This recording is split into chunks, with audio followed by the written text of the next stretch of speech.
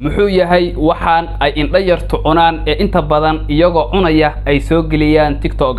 marar badan ayaa waxa laga yaabaa in ay ka soo horbaxaan muuqaalo indhayar waxaan aad u jeedaan cunaya waxaani maxay yihiin marka waxaan u jeedaan waa nool oo badda ku jira magaciisa waxa la yiraahdaa geoduck dhererkiisa waxa lagu qiyaasaa ilaa iyo 15 cm ilaa iyo 20 cm